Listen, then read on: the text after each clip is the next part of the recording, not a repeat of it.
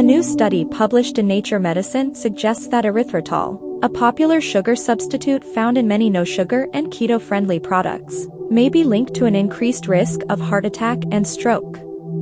The study discovered that people with the highest levels of erythritol in their blood were twice as likely to have a heart attack, stroke, or death compared to those with the lowest levels.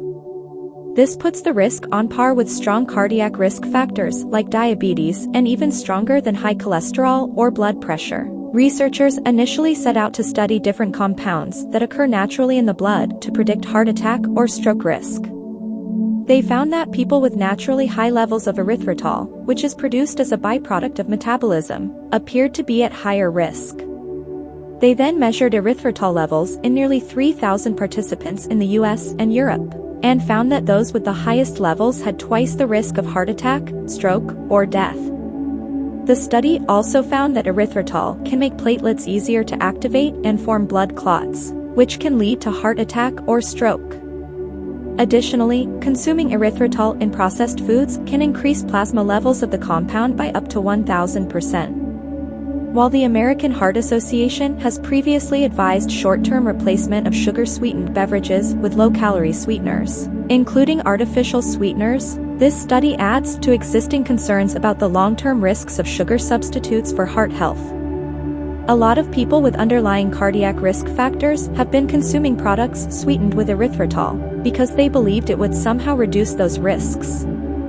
But the results of a recent study imply that those very products are putting people at an even higher risk of cardiovascular disease. This study builds on research data from the Women's Health Initiative that showed that women who consumed at least 24 ounces, on average per day of artificially sweetened beverages had an elevated risk of cardiovascular disease.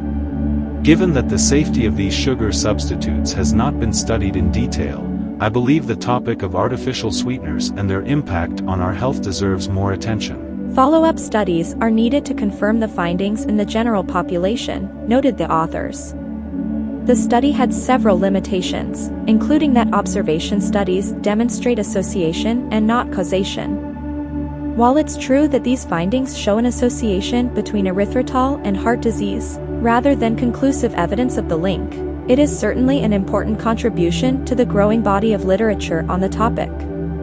To further strengthen these findings, we need more solid scientific evidence in the form of randomized controlled trials with larger population sizes, which can effectively assess the direct impact these products have on cardiovascular disease.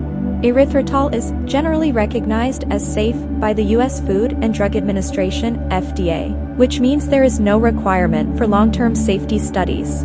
My hesitation for recommending artificial sweeteners is the lack of scientific knowledge about their long-term effects. This study shows that rather than adding health benefits, use of erythritol has potential for harm. With the information we have so far, this would further strengthen my support for choosing lifestyle changes and reducing sugar intake over using artificial sugar substitutes for an overall reduced risk of cardiovascular events. Patients are advised to be patient and kind to themselves when making changes to their diet, and that making small, gradual changes is more likely to be successful.